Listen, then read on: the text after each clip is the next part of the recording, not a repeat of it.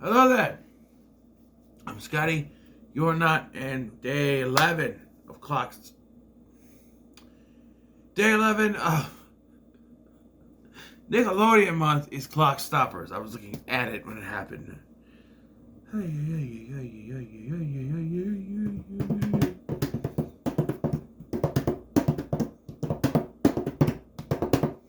So, Clockstoppers was a movie. I thought I had already reviewed this. Like in my second year of YouTube at that night, 2020, I thought I did this. And I didn't. I hadn't. I haven't reviewed this. It's weird because I thought I did. I don't know why. I thought I did this for Modern Monday. And then the more I thought about it, I thought maybe this was going to be the next Modern Monday. And then I didn't do it. Because I canceled Modern Monday. So maybe that's what it was. Although, Modern Monday, this was 2000s. 2001. And you look at this, maybe Modern Monday should have been mid 2000s to now. Because, like, that. You watch this movie, it's a time capsule of the early 2000s. When every decade starts, it seems like the previous decade is still ending. Like, you go to 1990 and it's still very much 80s aesthetic. So you go to 2000, 2001, it still has that 90s aesthetic, music, clothes, that sort of thing. So it's, the kind of aesthetic. So I remember this came out 2001. I remember that they, it was 2002. 2002? Hold on a minute.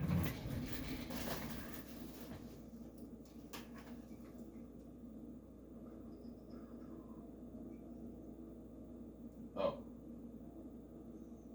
It's 2002? Yeah, it was 2002. But it, sorry, Gerald. There you go.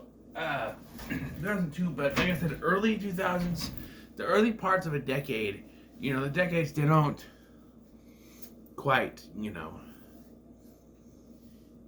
make themselves, until the mid part of the decade. Like, all the stuff from the early 90s had the bright ass clothes that were kind of different from 80s, but it still had that. And when you get to the mid 90s onward, it was different. And so you get the early 2000s are very much the same thing as the late 90s. So, yeah, so you still have that late 90s aesthetic in this movie. So, the story of Clockstoppers is Zach Gibbs is a teenager, assuming he's a senior in high school, but he's in high school. He's, an average kid. He has a friend, and he has a best friend and all that stuff. He really wants to buy a car. One day he finds a watch that can slow down time, it's as if nothing else, everything else is standing still, but he's able to move. It's called hyper time. And so he finds this, and he starts to realize stuff that can happen with it, but then he finds out that there's this evil company or evil group of people trying to get their hands on it. And so he and his new foreign girlfriend friend must try to find a way to save his father and to save his father when his father gets kidnapped. So basically, not trying to stop anything really, but yeah, so we started off with a pre-title sequence in a way. With we see French Stewart playing Earl Doppler. Let me just express my problems with this character right now. So Doppler is supposed to be a college student, played by a 30-something-year-old French Stewart. But they make up for that by saying that the longer you're in hyper time, the older you get. Which is, by the end of this movie, he's got gray hairs, wrinkles put on him, so he looks really old. He looks in like 40s, 50, looks older, and they do that with the dad too, and not as much as Doppler. Excuse me. Yeah. And so he's supposed to be a college student. We see a picture of what he's supposed to look like. Long hair, little thing here, and yeah, that's what he's supposed to look like. But how do they convey that he's supposed to be a college student? He says dude a lot. Dude. Dude! Like he says dude a lot, and that's supposed to, oh yeah, he's a college student. That's how you remind us he's supposed to be a college student. Yeah. So he's on the run from QT Labs, who are kind of responsible for this watch. He's on the run. And he gets abducted by them because they're in hyper time. So another thing that is very confusing for me, that I've seen this quite a few times, including with my son.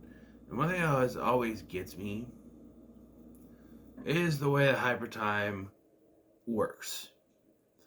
Okay? Because so he is going normal speed, but when they're in hyper time, everyone else is frozen.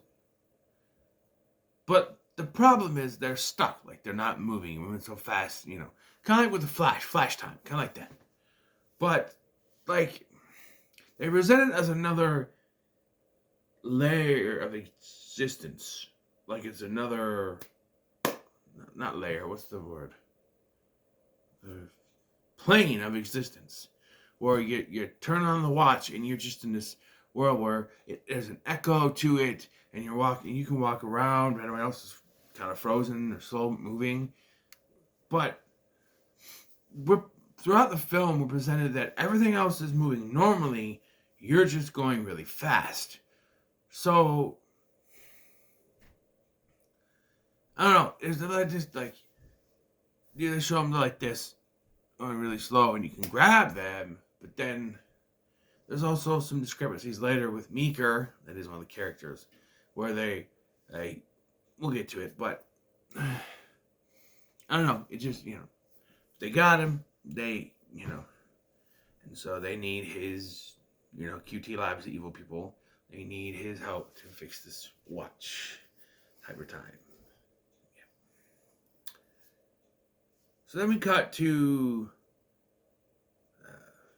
say it ain't so, I will not go, turn the light off, carry me home. Blink-182 playing, which made me feel old. But yeah, we meet our main character, Zach Gibbs, played by Jesse Bradford, as he's riding home on his bike, and riding to the college, to see his dad to talk about the car he wants. This is stereotypical dad stuff. Like the kid wants something, dad says no, you can't, that sort of thing. And then later when they're at home, he's like, here, this is the car I want. The guy said we could go and get it. He's like, well, and he's a scientist. So he's like, well, did you pair it up against other cars? No, this is the car I want. As a kid, this is what I want. This is the one I want.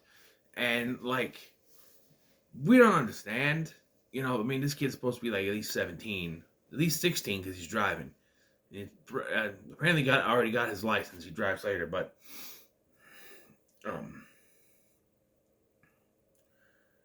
yeah, like you should know by now that like not every brand is going to be like. He went to his car. I don't remember what kind of brand it was or dealership, but like it's not always what you want is not always what you need, kind of thing, but. That kind of goes out the window at the end anyway. But yeah, dad's going on a business trip, and the dad is working on this watch that he received from Doppler. And we also get some bits and pieces with Zach, and we introduced to his friend Meeker, who, despite being on the main cover over there, you can see it from there. There, I show you. This is the collection. This is all I have it on. Whoa, hello. See, Meeker, he's on the main cover. There. Right, you see it? There you go. Meeker, he's the African-American dude there. So he's on the main cover. Despite that, he's not even one of the main characters. He shows up here and there, which is confusing. So he's hanging out with Meeker. They go to school, and there's these bullies, which one of them is half their size. Yet, the Star Trek brought us up like, how are they bullies? I get the tall guy, looks like Aaron Carter with dreadlocks, but like the other one, who is literally Worm from Brink, which, yeah. And I don't know if that was the character's name. That's what Gabriella calls him in that movie. Listen, Worm. So that's all I know him as, because I don't think he has a name other than that. So I call him Worm.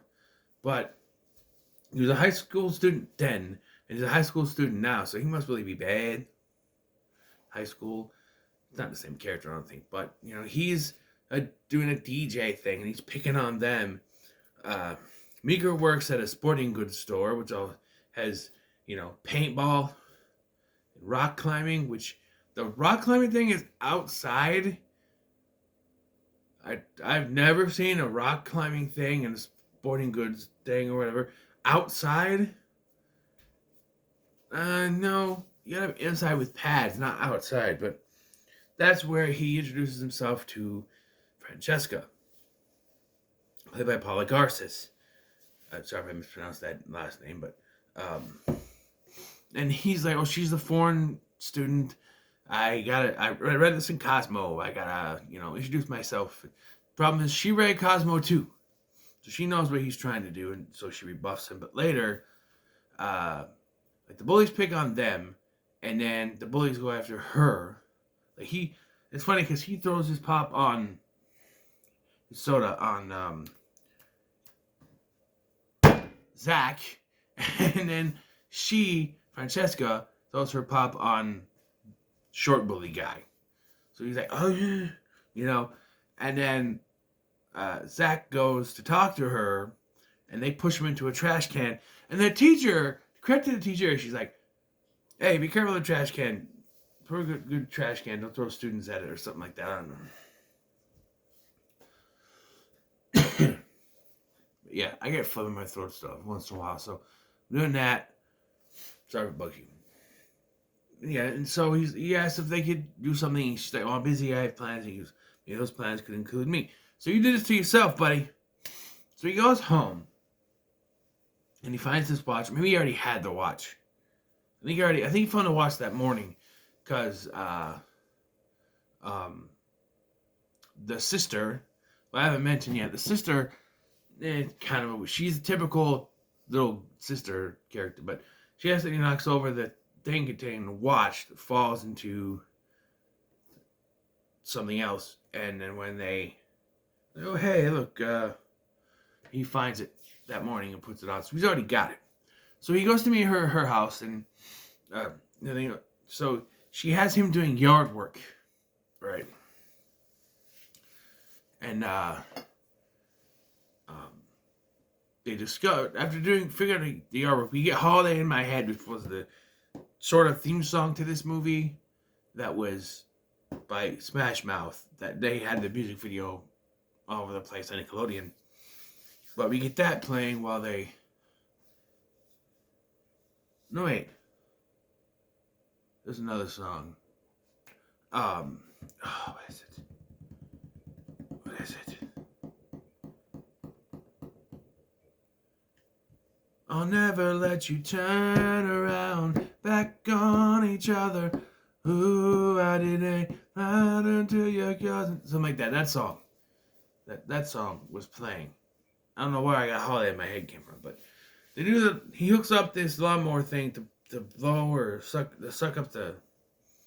I think it's blowing the leaves around so they can pick it up easier. And then when they go to throw them in the trash, the dumpster thing, they realize some animal, what she thinks is a dog, got into it, and she's like, well, I was going to make us iced cappuccinos. So no, you do that. You go work on the caffeine, and I'll pick this up. So by doing so, he finds the rodent in question, which is a raccoon, as he goes out the other side, and he accidentally activates the watch. Now, I wrote this down. So she asks what time it is, and he says 16:15. I'm not sure what that means. That's military time for 1657. Excuse me, 1657. Like that's 4:57 p.m. I know military time, 4:57 p.m. So, yeah, and then but when he looks at it again, it's four. When we see the clock, the actual time, it says 16:58. So like a minute passing. Or he could have said that it turned right away, sort of thing.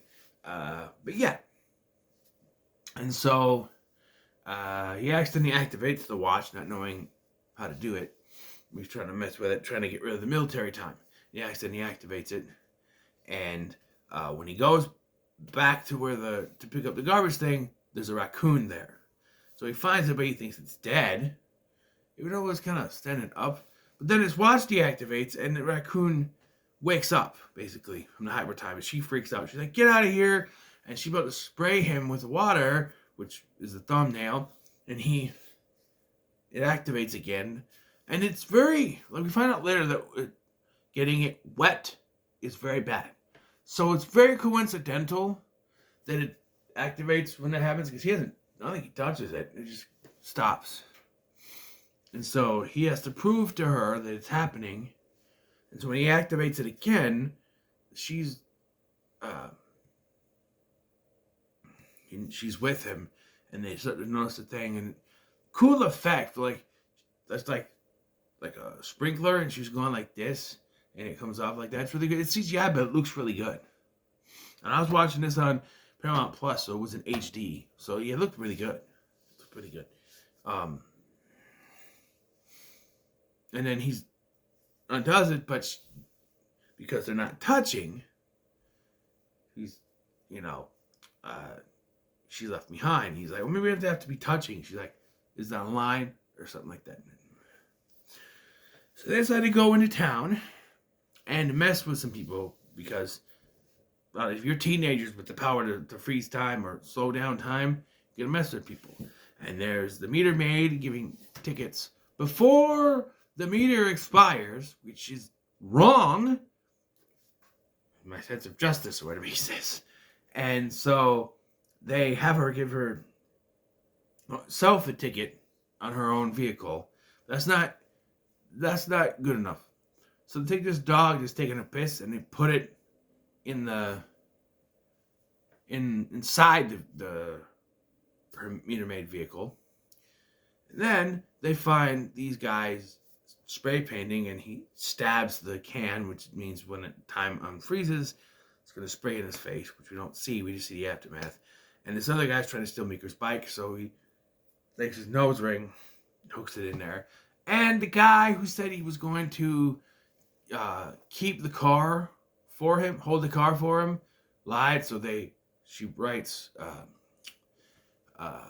sold backwards to us, forward to who's ever in the driver's passenger seat. And on freeze time, I'm just gonna keep calling it that. And she says, "Make it so, number one." And he looks at her, and she's like, "Well, we have Star Trek in Venezuela." I should mention this movie was directed by Jonathan Frakes.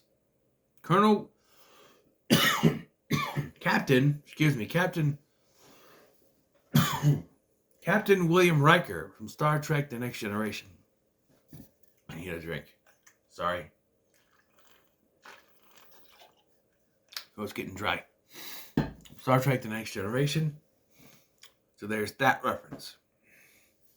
So after this day, they go to Meeker's little, his DJ contest, which he says he has been practicing.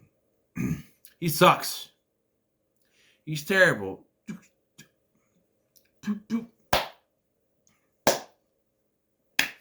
He sucks. And so, this is where the problems with hyper time come in, because I don't understand it. So, they use the thing to freeze, slow him down. But then they make him dance and spin on his head and do the DJ stuff. But the way we see what's going on is it's in normal time. He's going normal rate. But they're supposed to be really fast. Right? So, in other words, he should be going, if they're touching him and making him move, he should be going really fast. He shouldn't be doing normal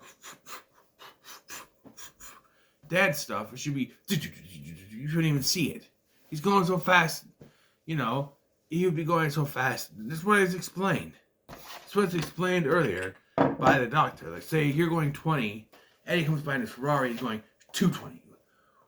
He's going fast enough, you wouldn't see him at all. So, yeah, if they're going so fast, they wouldn't see Meeker either. I don't know. He's like, and then he says this. He says, I couldn't feel you guys moving me, but I know I wasn't moving myself. Confusing. But Meeker gets left behind, and Zach pulls his pants down on hyperdime. Again, no, I'd be like, they would fly off because, yeah, you're not stopping time. If it was stopping time and doing that, I understand. Although I don't know how that moving him would work if time was stopped. You'd just be moving him. So I don't know how that would work, but I digress.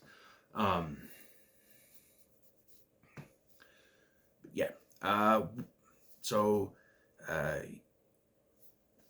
they drive back to Francesca's house. He gets his bike. They have the keys.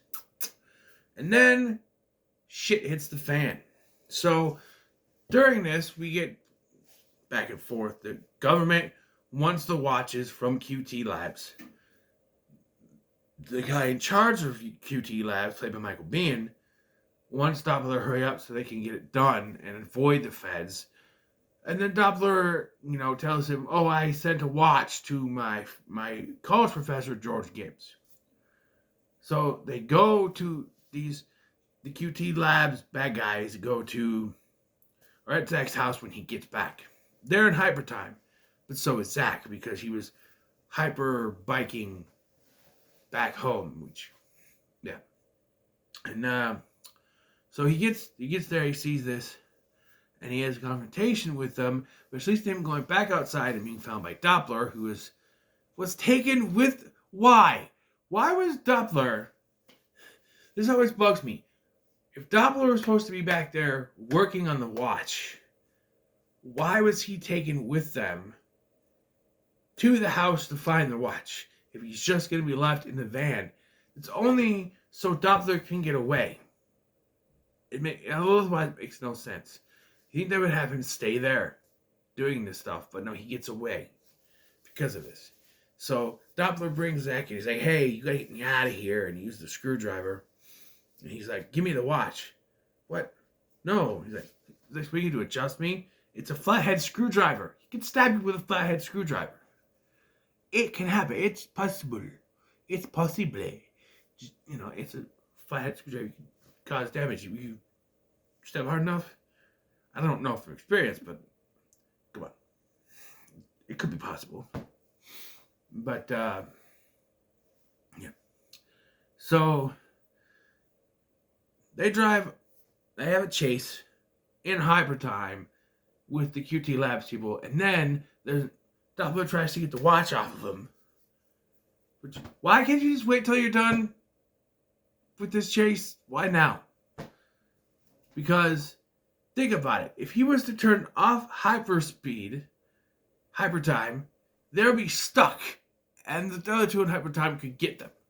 So just wait to get the watch. You try to take it off of him. I don't know. I'm just saying, wait, but it deactivates, and just so happens the van touches the car that the QT Labs people have, so they go out at time too. And then it crashes into the river. Doppler's able to get out first, and it crashes. And Doppler goes, hey kid, don't let it get wet. And then drops in the water. So, when Zach wakes up, he's in the hospital with the watch still on his arm. Okay, bullshit. They took off all the rest of his clothes but left his watch on his arm? Why? Because this can. Yeah, he has to have it on because it's convenient for him to have it.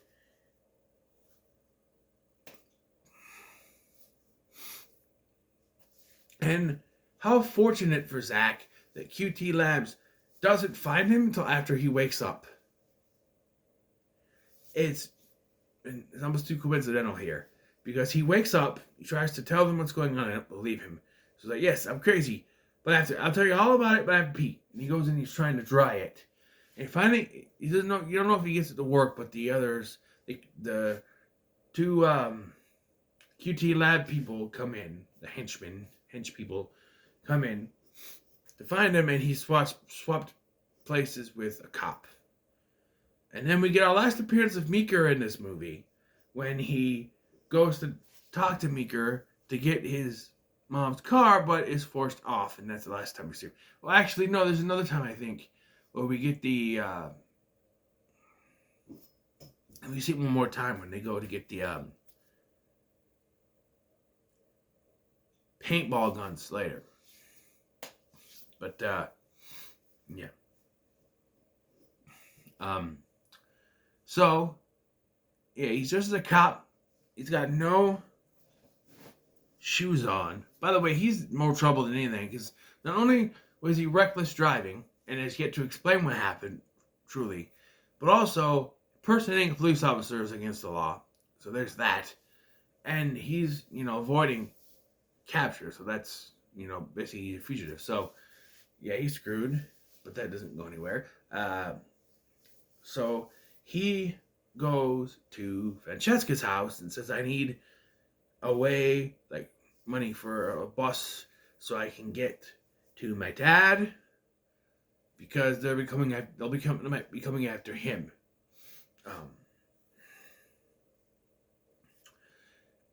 So she gives him her brother's car and then ends up going with him, and then falls asleep. I don't know, but Doppler has already made it to the hotel where the dad was, because he somehow knows where he was. But despite of that,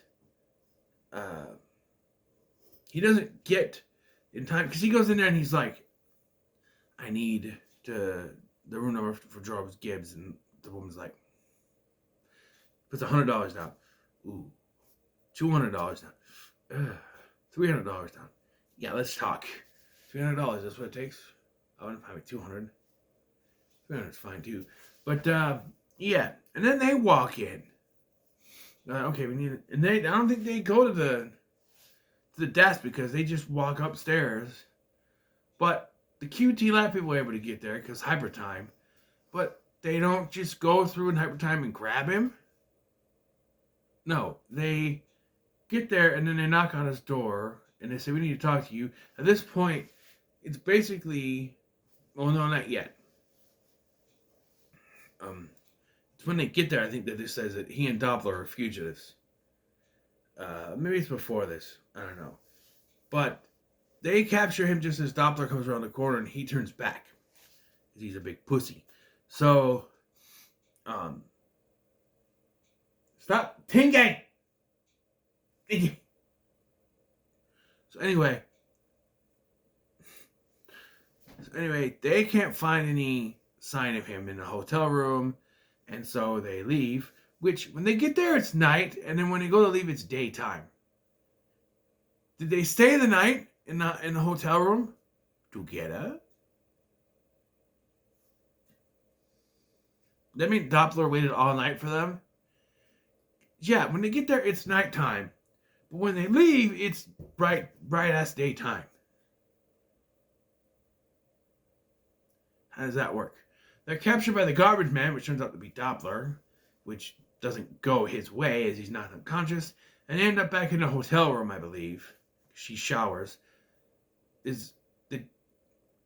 Where'd she get a change of clothes from? She obviously didn't bring anything with her, because it was the last minute thing, so it wasn't the same clothes.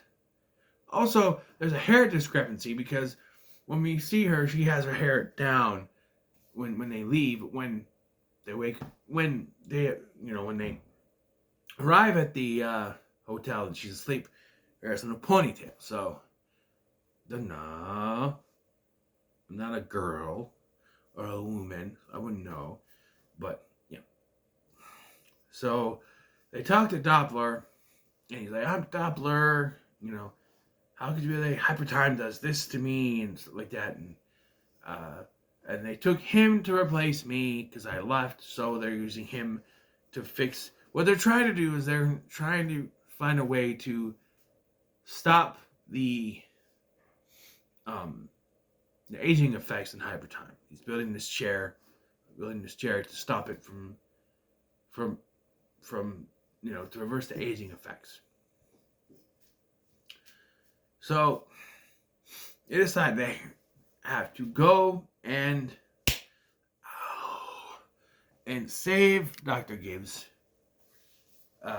his dad. So they go to this tech thing that his dad was supposed to be at, I think, and they get a bunch of stuff to fix the watch, and then they mount an attack with paintballs full of liquid nitrogen, because that's what slows people down in Hypertime. So they go in there, but they're all captured anyway.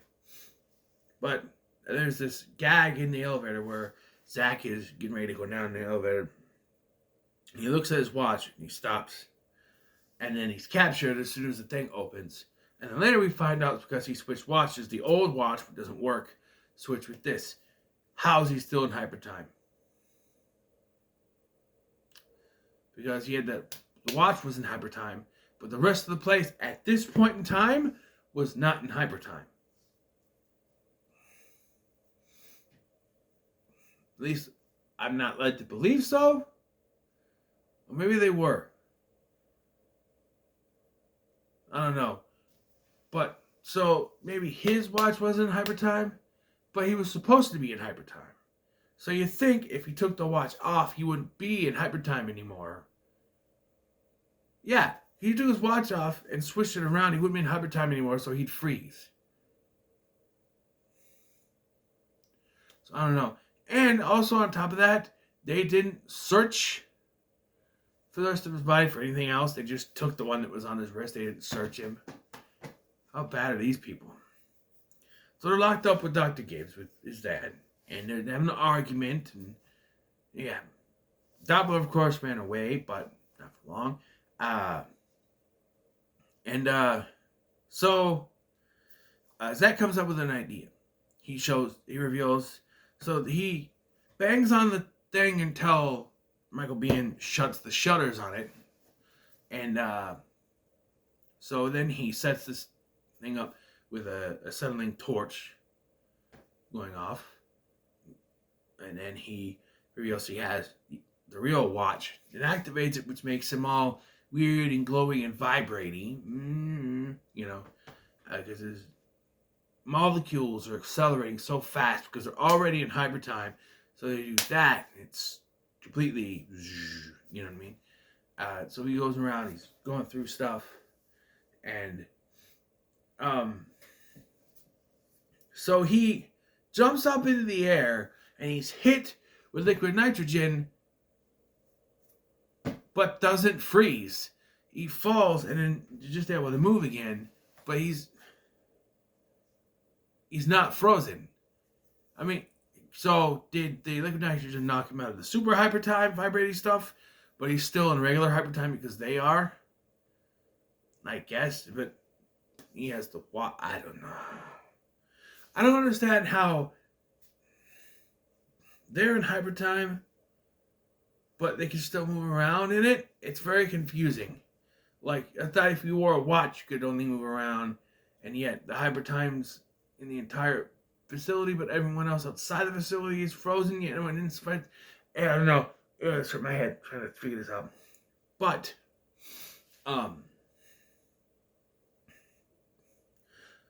this thing all used Michael Biehn's watch. They all touched him. I don't know. It's confusing. It's very confusing. There are more than one watch that they're using, but still, it's very confusing. So he pulls on this gas thing, whatever it's supposed to be, and meanwhile, Dr. Gibbs has turned on the acetylene torch, and he and Francesca have hidden underneath a platform thing, and it just so happens to be there. And so it explodes. They're safe because they were hidden, and Zach is safe. And then as they go to run away, Michael Biehn shoots Francesca with liquid nitrogen, freezing her. But then Doppler hits him, and he goes, it's like, yeah, it hurts, doesn't it? And so, yeah, the day is saved, although, yeah, the day is saved, and the FBI comes to collect the watches, except for Zach's, apparently, because he still has it later. And Doppler toys with the idea of de-aging himself, which Dr. Gibbs says, no, it's not perfected yet, don't do it. Very next scene, we cut back to the house where the mom, played by Julia Sweeney from Saturday Night Live, she's good in this for the part that she has, is welcoming her husband home, and notice that he's older, but they're going to try to figure it out. And they're like, where's Zach? Oh, I had to drop him off somewhere. He pulls up in the car that he wanted earlier, so he gets the car, and still no Meeker, but Francesca is there, and so is Miko Hughes, who is Doppler, turned into a teenager, so he's younger than he should be.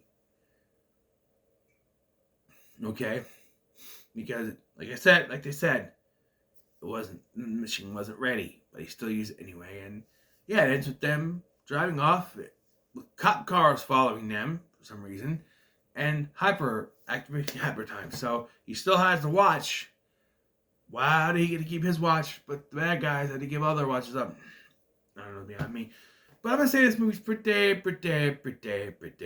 Just went longer than I thought it would, but yeah, it's, I think it's a pretty good movie, so, yeah. What are your thoughts on Clockstoppers? Leave them in the comments below. Make sure you like, share, and subscribe. And up next, we'll take a look at Hey Arnold the movie. Yeah, I haven't watched that one in forever. It's probably, out of the Nickelodeon movies, it's probably the one I've watched at least maybe once when it first came out. I remember it being sort of like Recess, School's Out. Very familiar to that, so you shall see. So, anyway, thanks for watching. I'm Scotty. I'll see you in the next one.